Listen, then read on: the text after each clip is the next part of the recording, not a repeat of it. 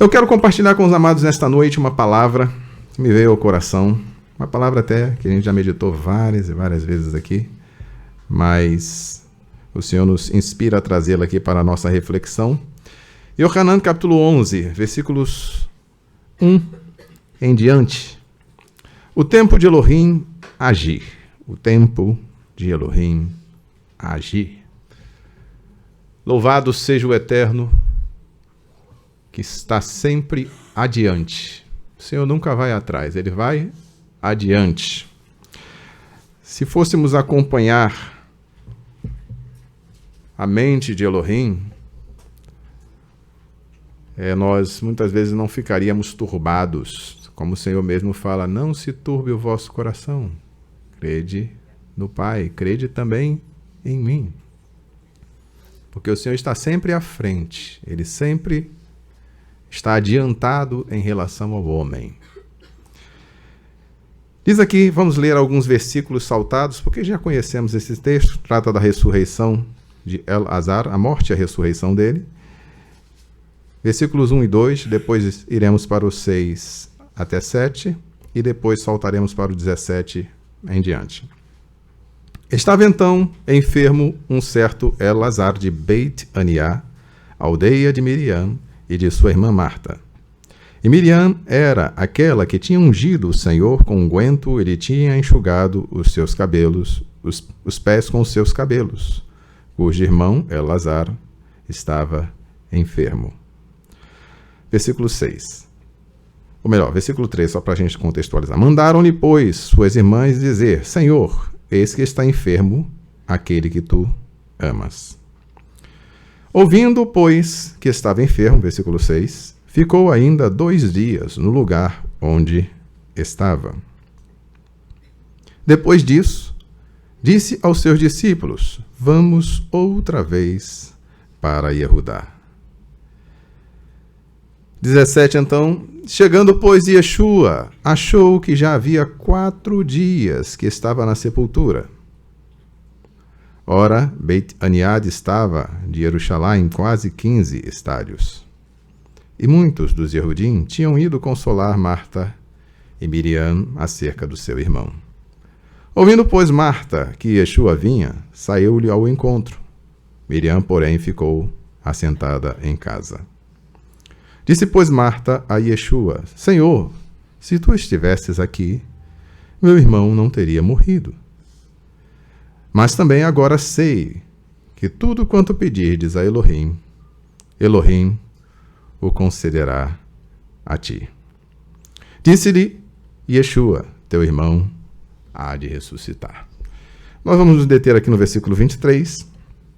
E eu quero destacar aqui já alguns pontos para que a gente possa tirar a lição aqui que nos propomos a trazer nesta noite. Quando o Senhor Yeshua é informado acerca de Elazar, da enfermidade de Elazar, uma pessoa a quem ele queria muito, a quem ele tinha proximidade, era uma casa onde o Senhor Yeshua se hospedava muitas vezes, até porque Beit Aniá ficava muito próximo de Jerusalém. E nos momentos em que os judeus iam para apresentar as suas ofertas, nas festas, nas celebrações, os discípulos e o Senhor Yeshua precisavam de um lugar para se hospedar.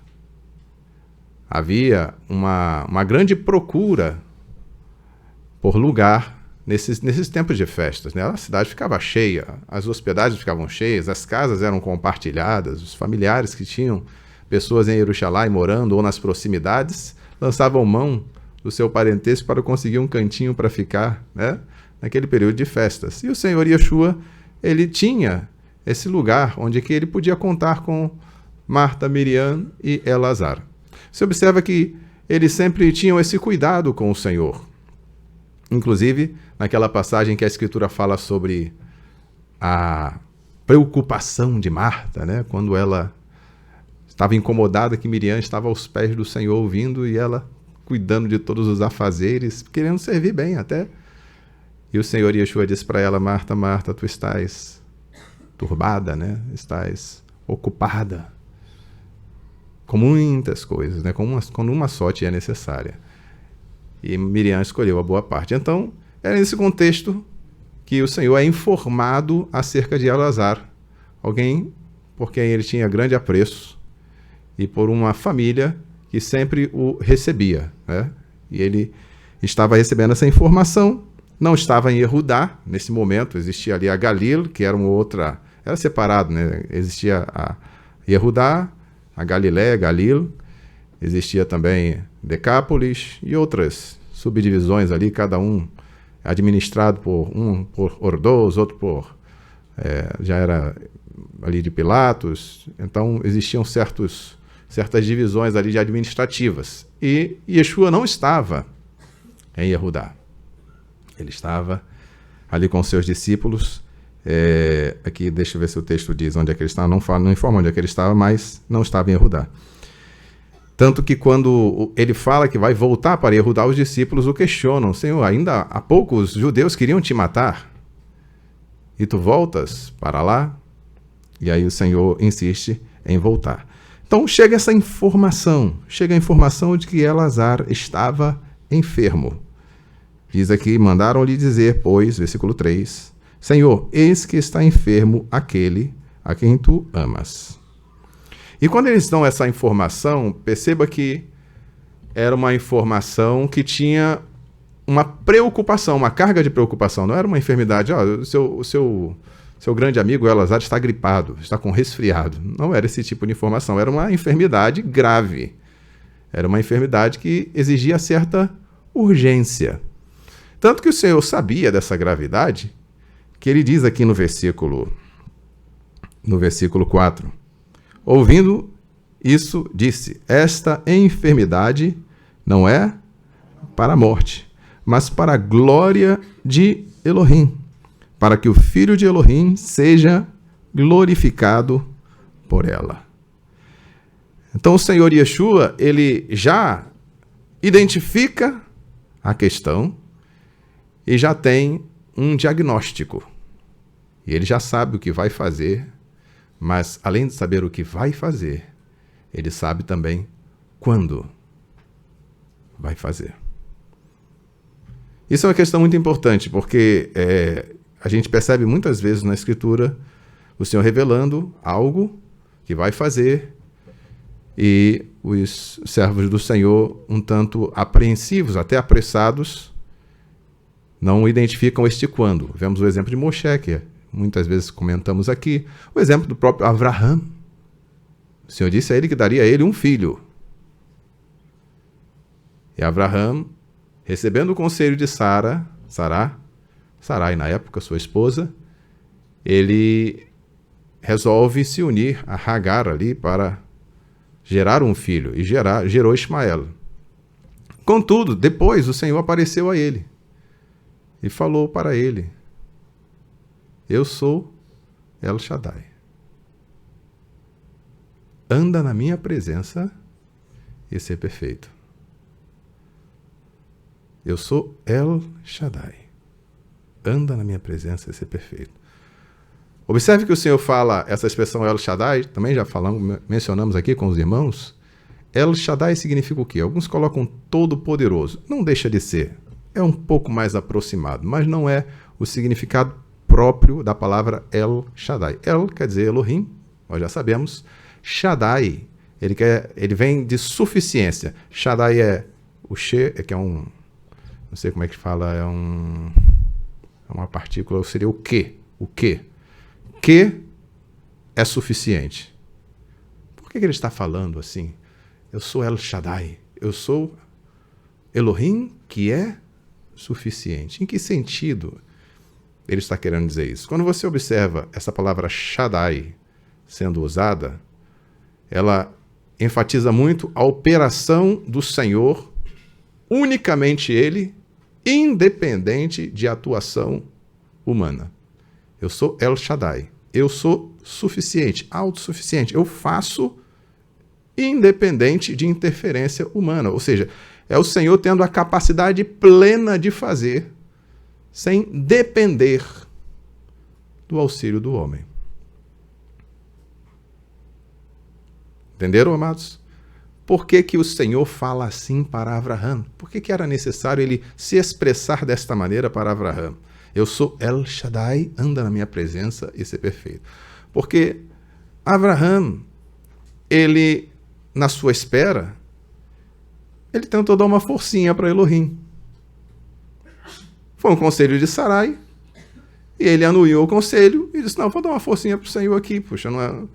Ele não falou que seria filho dela, então eu vou aqui tentar lançar mão daquilo que me é lícito e vou gerar um filho através de Agar. Ela me deu a ideia, eu concordei, já que ela não está sentindo nenhuma problemática em relação a isso, então vou aceitar. Então aceitou e resolveu dar uma força para Elohim.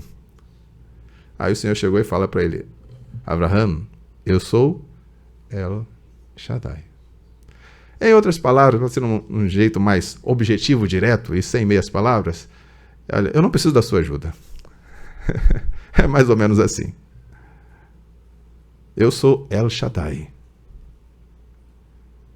Inclusive, essa palavra Shaddai, ela mostra muito, tem uma das vezes que aparece na Escritura, mostra no contexto de guerra. E que o Senhor, ele vai prevalecer na guerra, e mostra ali que a operação dele é que é plena. Ele, Shaddai, sozinho, né? Mais ninguém. E a gente vê muitas vezes o Senhor fazendo isso na Escritura. Inclusive dizendo para alguns dos seus servos, reis, né? Olha, vocês não vão pelejar. Eu vou pelejar. Aconteceu, por exemplo, com Hisquiarro. Lembram quando Sancherive veio afrontar a Elohim, veio afrontar o rei, dizendo, não faça, não, e Hisquiarro, não faça com que vocês creiam em Elohim, confiem em Elohim. Acaso algum dos deuses das nações puderam salvar? E aí o Senhor falou para eles que era ele que iria agir, e foi realmente ele que iria agir, que agiu. Ele dizimou aquele exército que foi colocado ali. Então é importante que nós percebamos essas experiências que foram vivenciadas por servos do Senhor, uma operação do Senhor poderosa no tempo de Elohim, na forma de Elohim. E aqui no capítulo que nós acabamos de ler, de Elazar, a gente observa isso, que o Senhor ele já tem o diagnóstico, versículo 4, esta enfermidade não é para morte, mas para a glória de Elohim. Quem ouvisse o Senhor Yeshua falando que esta enfermidade não era para a morte, acharia que ele entraria em contradição com o versículo logo a seguir. Um pouco mais adiante. No versículo, depois que o Senhor falou para os seus discípulos, aqui no versículo 7, depois disso, disse aos seus discípulos, vamos outra vez para Yehudá. Tinha passado ali 2 dias, e o Senhor fala para os seus discípulos, vamos outra vez para Yehudá. Disseram-lhe os discípulos, Rabi, ainda agora os Yehudim procuravam apedrejar-te, e tornas para lá? E Yeshua respondeu, não há 12 horas no dia? Se alguém caminha durante o dia, não tropeça, mas vê a luz deste mundo. Mas se caminha durante a noite, tropeça, porque a luz não está com ele. Assim falou, e depois disse-lhes, Elazar, nosso amigo, dorme, mas vou despertá-lo do sono. Disseram seus discípulos, se dorme, está salvo. Mas Yeshua dizia isso da sua morte. Eles, porém, cuidavam que falava do repouso do sono. Então Yeshua disse-lhes claramente, Elazar está... Aí complicou. Não complicou? Porque o Senhor tinha dito que a enfermidade não era para morte. Primeiro o Senhor se deteve 2 dias ali, ao invés de ir logo para atender a necessidade de Elazar e de suas irmãs.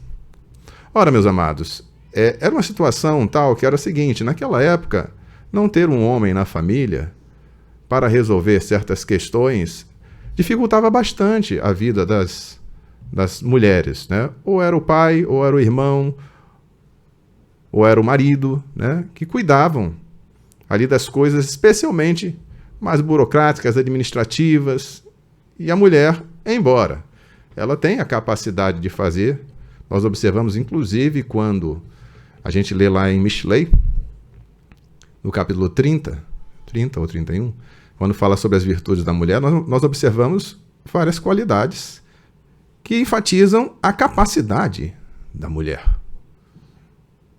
Mostram que ela, a mulher virtuosa, é uma mulher capaz. Louvado seja o Senhor. Muito embora o Senhor ele tenha tarefas específicas, né, funções específicas para homens e para mulheres, a Escritura mostra que a mulher ela deve ser preparada para ser capaz. Tanto que o homem ali, no texto de Mishlei, fala que o homem ele descansa, ele está descansado com a sua mulher, porque ele sabe que a sua mulher é capaz de resolver aquelas questões que lhe estão confiadas. Inclusive questões até administrativas. Negociar, resolver as questões assim, né? Sabe se portar, sabe resolver os problemas.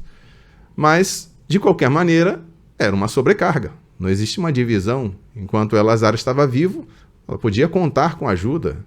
E até porque existem trabalhos braçais que, obviamente, o homem leva vantagem sobre as mulheres, né? Então, observemos, então, amados, que naquele momento o Senhor toma ciência de tudo aquilo e fica ali esperando 2 dias. 2 dias. Nesses 2 dias, passa-se os discípulos, já que ele falou lá atrás, esta enfermidade não é para a... Os discípulos ficaram, está tranquilo, o Senhor sabe o que está fazendo.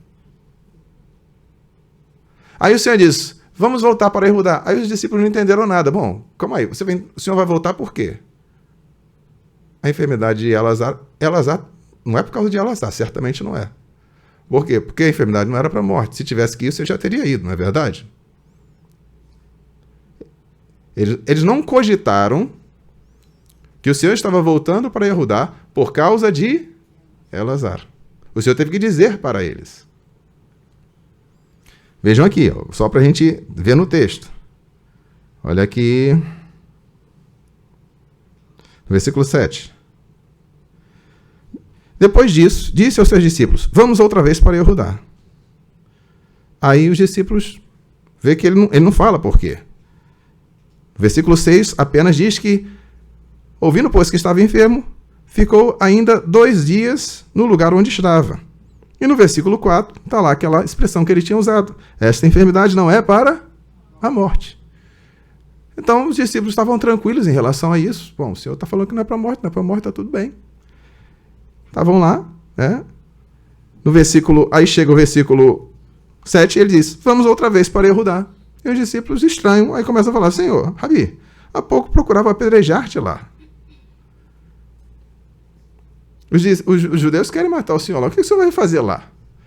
Talvez se o Senhor tivesse dito logo de início que era por causa de Elazar, eles não tivessem estranhado tanto, nem tivessem resistido tanto, porque, bom, é certo perigo, mas é uma vida, né? É algo que precisa ser feito. Muito embora, algumas vezes o Senhor fazia milagres à distância. Então, ele podia até barganhar e dizer, Senhor, faz o seguinte, faz um milagre à distância. Manda a tua palavra, ele vai ficar bom e a gente fica aqui tranquilo, sem ninguém para nos ameaçar. Ok? Mas o Senhor não fez assim. O Senhor falou, vamos voltar para Judá. E eles não entenderam nada, ficaram sem entender. Aí o Senhor chegou e disse para eles, Elazar dorme. Aí eles não entenderam nada também. Bom, enfermo, ele provavelmente já não está. Agora ele deve estar dormindo um sono bom, né? Tranquilo, sei lá o que mais. Morto que ele não está. Morto, Elazar não está, porque o Senhor falou que a enfermidade não era para a morte. Aí, o Senhor, ele fala que estava dormindo, eles estavam achando que era o diz aqui, no versículo 12, né? Senhor, se dorme, ele está salvo, está tudo tranquilo. Talvez eles estivessem pensando, ele está dormindo para se recuperar da enfermidade, porque é algo que, inclusive, o nosso corpo requer, né? Muitas enfermidades requerem o repouso. Elazar dorme. Vou despertá-lo. Bom, deve ser o caso tipo da sogra de Quefá, né? Que estava no leito e o Senhor estendeu a mão e a febre a deixou e ela se levantou e serviu a eles. Deve ser coisa assim, né? A pessoa está enferma, está indisposta, está deitada, está dormindo. Aí ele fala, bom, Senhor, se ele dorme, então está bem. Está dormindo, não tem essa pressa toda. Ali o Senhor falou que ele não vai morrer, espera um pouquinho mais, né? Aí o Senhor chega e fala com clareza para eles. Versículo 14. Elazar está morto. Agora vocês imaginam a confusão na mente dessas pessoas, né? Elazar está morto, mas como ele está morto? O Senhor falou que a enfermidade não era para a morte e ele está morto. E aí o Senhor completa, e eu estou alegre. E eu folgo. Eu folgo por causa de vocês. E eu fico pensando, folga por causa da gente? A gente está feliz porque Elazar está morto? Então vem aqui o texto. E folgo por amor de vós, de que lá não estivesse, para que creiais. Mas vamos ter com ele. Vamos ter com Elazar, que está morto. E o Senhor disse que ele não... Não, a expressão do Senhor, claramente, só para a gente não falhar aqui, né?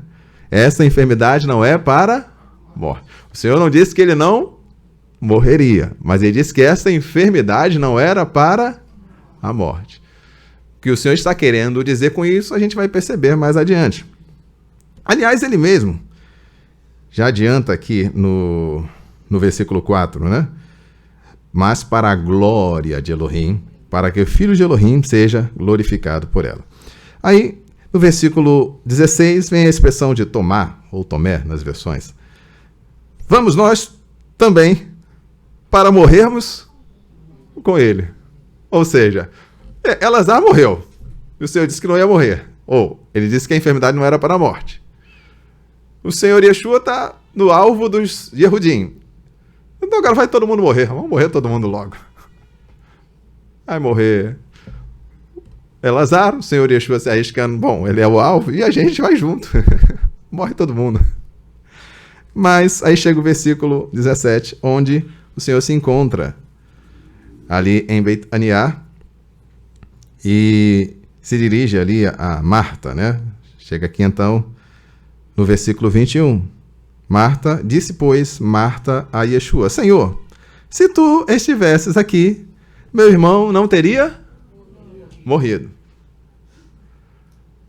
Aí os discípulos estavam ali acompanhando o Senhor Yeshua e devem ter pensado, tem razão. E o Senhor disse que a enfermidade não era para morte. Agora está aí Elazar morto. Mais do que morto. Enterrado. Enterrado não, estava no sepulcro, né? Estava lá, sepultado. E já faziam quantos dias? 4 dias. 4 dias. Aí no versículo 23, no versículo 22, Marta se expressa sua confiança no Senhor.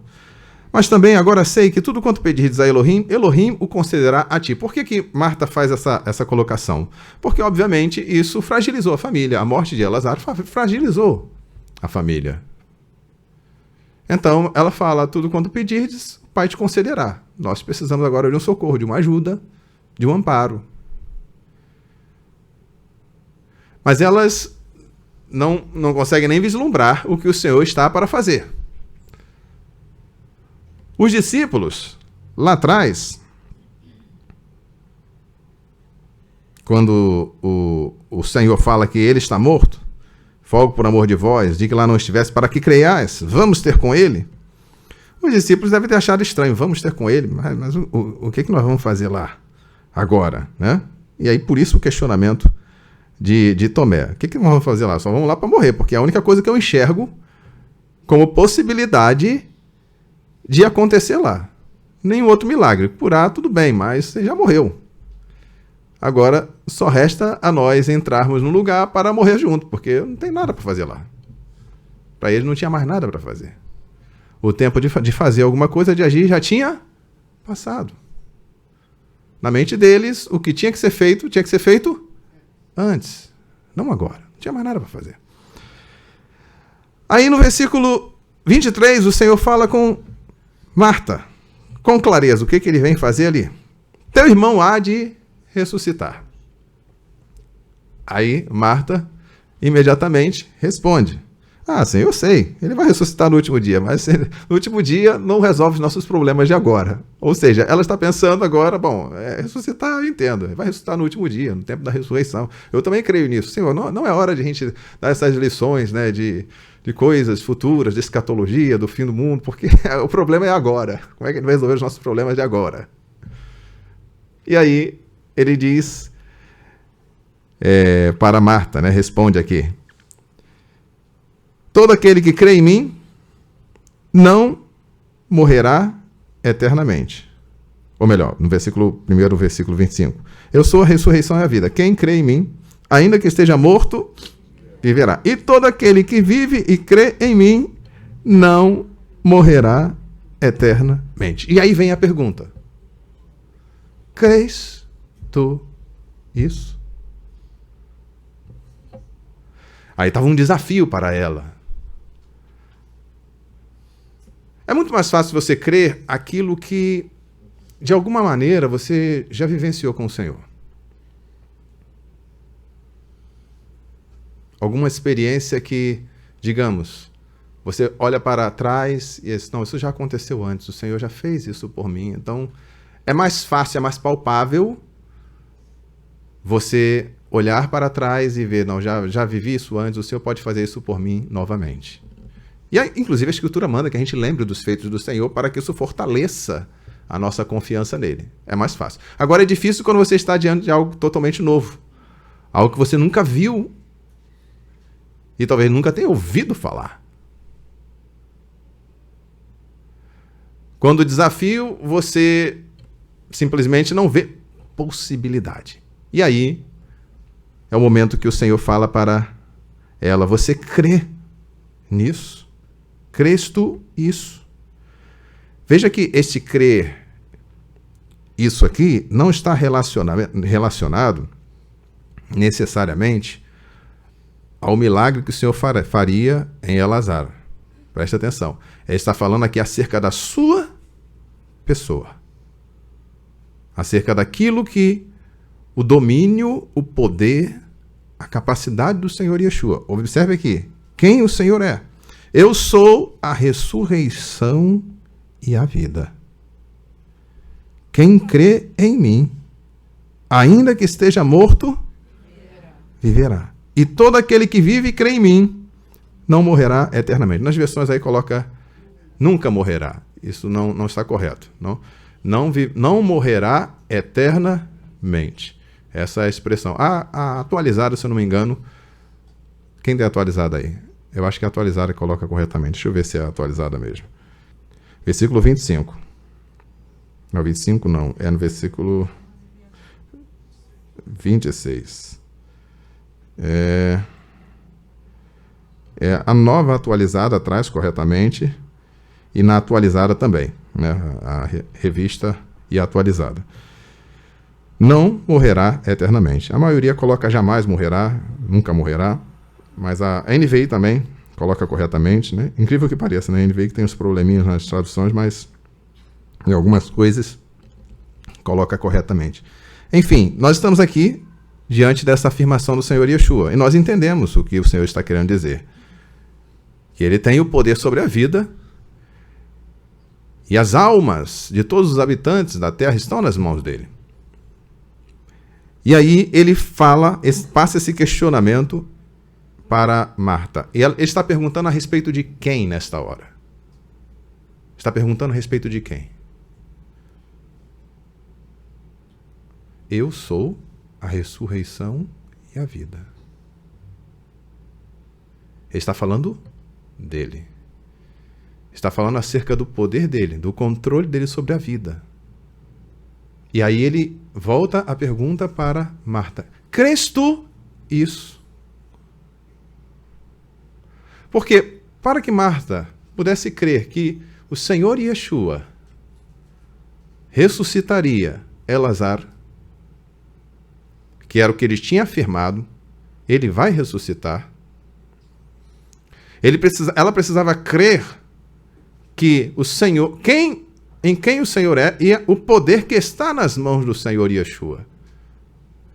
Muitas vezes pode acontecer conosco. Nós cremos no poder de Elohim, mas cremos num poder até certo ponto, até certo limite, até aonde a gente imagina que o Senhor pode e vai fazer. Além disso, pode acontecer de nós desacreditarmos, titubearmos, desconfiarmos, como se o Senhor não tivesse controle e poder. Crês tu isso? Eu fico pensando em Marta, diante daquele momento, que era um momento doloroso, e o Senhor falando para ela acerca dessas coisas. Como é que estava a mente de Marta nessa hora, né? De repente ela chega com o Senhor e talvez no coração dela estava um sentimento de tristeza, assim. Ela olha para o Senhor e talvez até com aquele olhar assim, diz, poxa, se o Senhor estivesse aqui, sim, o Senhor está me devendo. Porque não demorava tanto para o Senhor chegar de onde o Senhor estava até aqui. Nós falamos que a situação era grave. E muitas vezes quando nós estamos em aperto, acontece, inclusive aconteceu com servos do Senhor, né, como foi o caso de Hisquiarro, quando ele tomou nota, foi informado a ele pelo profeta Yeshayahu que ele morreria daquela enfermidade, ele voltou para a parede, começou a falar tudo que ele tinha feito, Senhor, não sei o que e tudo mais, eu já me renunciei, já fiz todo esse trabalho aqui, esse esforço, porque, obviamente, enquanto rei, né, que ele era, ele teve que estar como rei, não é uma tarefa fácil, né? Então, para ele trazer o povo aos pés do Senhor, com a carne, né, a velha natureza e todas aquelas influências negativas, e ele trazer o povo aos pés do Senhor, ele teve que realmente fazer muito esforço. Muito esforço. E nessa hora que você está apreensivo, como é o caso de Marta, né? Estava ainda no momento de luto. No momento de luto, o Senhor chega. E aí Marta vem até já vem com a cobrança, né? Senhor, se tu estiveras aqui, meu irmão não teria morrido. E aí o Senhor começa a dar um apertinho assim, vamos aprender um pouquinho. Você não tem nada para aprender agora, eu tenho a chorar. Eu só quero chorar. Só quero lamentar, eu quero, assim, talvez um consolo, alguma outra coisa aqui para diminuir a minha dor. Talvez alguma ajuda agora, porque a gente está numa situação complicada, né? Um a menos agora, sem reajustar tudo. Como é que a gente vai fazer? E no momento de luto como aquele, em que a mente muitas vezes pode trair e a pessoa pode estar pensando, puxa, como é possível que o Senhor não veio? Aí ele chega na hora do luto. Eu acho que não consola muito, só talvez piora, né? Porque ele pensa, poxa, se eu estivesse aqui, aí deve ter chorado mais ainda, né? E nessa hora, o Senhor, ele não está aqui muito preocupado em dizer, Marta, não fica assim. Olha, você... ele vai falar e chamar ela, olha, eu sou a ressurreição e a vida, Marta. Você crê nisso? Senhor, mas você vai cobrar de mim confiança, vai cobrar de mim fé, num momento desse. Agora, Senhor, agora fica assim, é difícil, Senhor. Mas ele pergunta, tu crês nisso? Fácil não, né? Aí vem o versículo 27, sim, Senhor, eu creio. Que tu és ungido, filho de Elohim, que havia de vir ao mundo. Veja que a ênfase dela está justamente em quem? Na pessoa. Eu creio em quem tu és. Eu creio que tu és o filho de Elohim, que havia de vir ao mundo. Bendito seja o Eterno.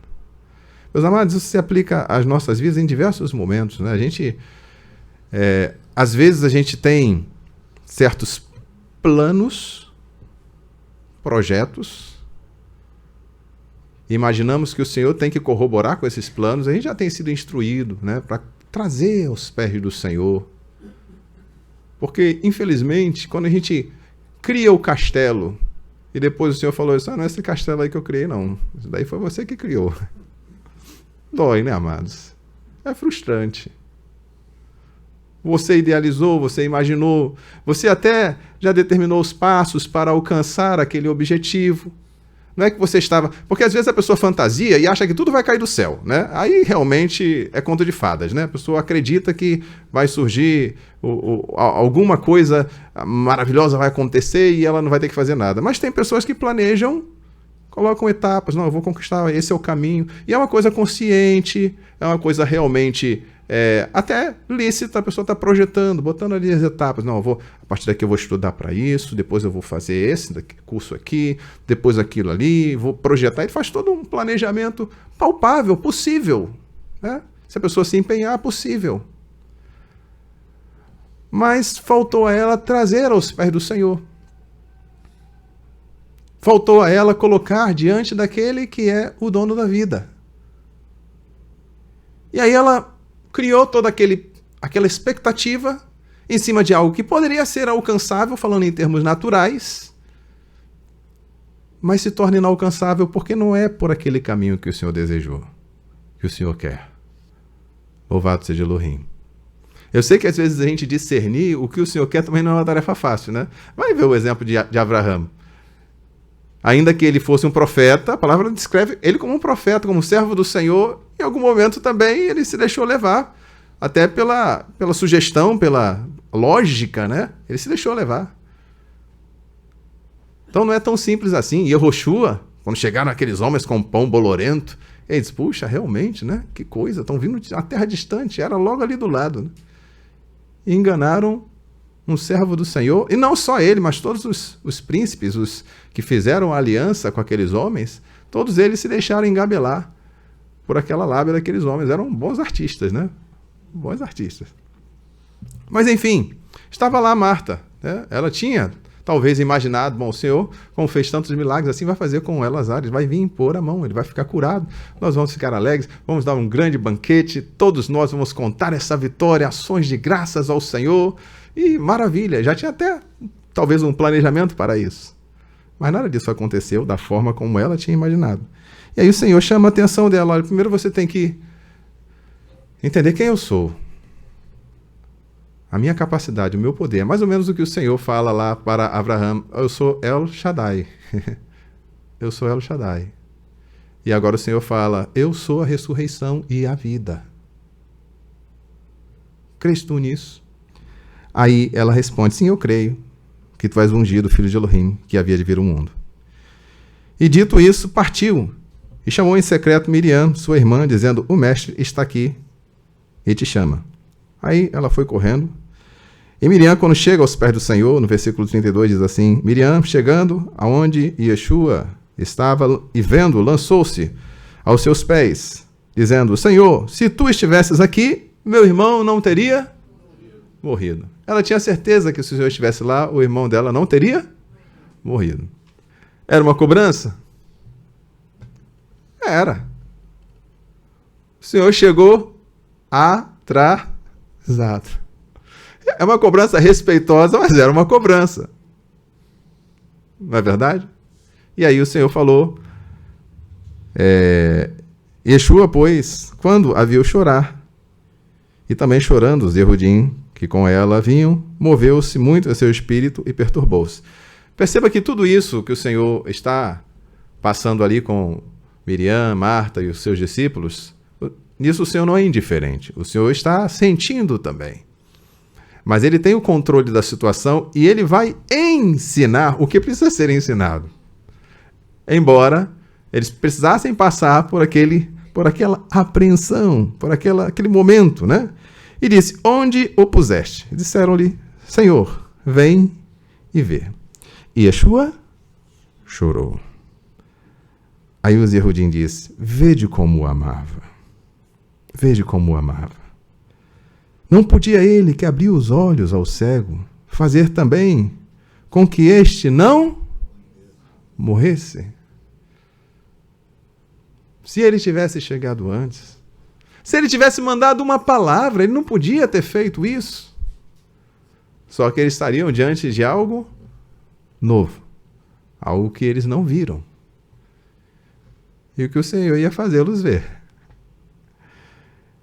E Yeshua, movendo-se outra vez, muito em si, foi ao sepulcro, e era caverna, era uma caverna e tinha uma pedra posta sobre ela. E disse: tirai a pedra. Marta, irmã do defunto, disse: Senhor, já cheira mal, porque é já de 4 dias. Disse-lhe Yeshua: não te tenho dito que se creres verás a glória de Elohim? Se creres, verás. Crês tu isso? Se creres, verás a glória de Elohim?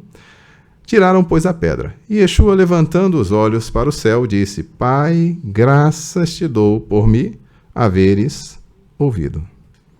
Eu bem sei que sempre me ouves. Mas eu disse isso por causa da multidão que está ao redor, para que creiam que tu me enviaste.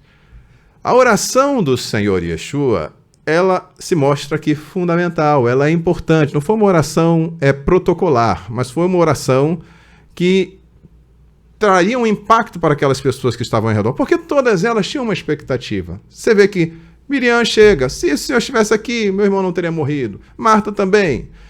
Os judeus que estavam lá, os Yehudim que estavam acompanhando ela, se ele abriu os olhos aos cegos, não poderia impedir ele que esse morresse? Então, todos eles estavam com essa mentalidade, esse pensamento. E o Senhor tinha mandado tirar a pedra, aí o Senhor já cheira mal, já morreu. Já morreu. E aí, quando o Senhor faz essa oração, né? Eles tiram. E bem sei que sempre me ouves, mas eu disse isso por causa da multidão que está ao redor, para que creiam que tu me enviaste. Observem o seguinte: os discípulos tinham ouvido o Senhor dizendo que aquela enfermidade não era para a morte, mas para a glória de Elohim. E agora o Senhor Yeshua, quando faz esta oração, dirigindo-se ao Pai, ele está evidenciando que o Pai estaria atendendo a ele e realizando aquela maravilha. E depois de ter feito esta oração, tendo dito isso, clamou com grande voz: Elazar, vem para fora. E o defunto saiu, tendo as mãos e os pés ligados, com faixas, e o seu rosto envolto num lenço. E disse-lhe Yeshua: desligai-o e deixai-o ir. Muitos, pois, dentre os Yehudim que tinham vindo a Miriam e que tinham visto o que Yeshua fizeram, creram nele. Então observem, amados, o que eu quero trazer nesta noite, talvez venha até a calhar, não foi planejado, mas importante para nós estarmos refletindo no tempo de Elohim agir e no modo de ele agir. Porque para todos a questão já estava absolutamente... não havia mais nada o que fazer. Mas para Elohim, o que ainda precisava ser feito é que daria a definição, traria a glória para Elohim. Bendito seja o Eterno. Então, quando nós estivermos enfrentando as nossas lutas, enfermidades, situações que a gente imagina que o Senhor tem que fazer algo de uma forma e que o Senhor não faz daquela forma, e são inúmeros exemplos disso na Escritura, quando o povo é conduzido para o mar do fim, e alguém que fosse um estrategista de guerra, alguém que soubesse como conduzir um povo, pensaria: bom, não é possível que vamos deixar esse povo encurralado num lugar como esse, não faz sentido.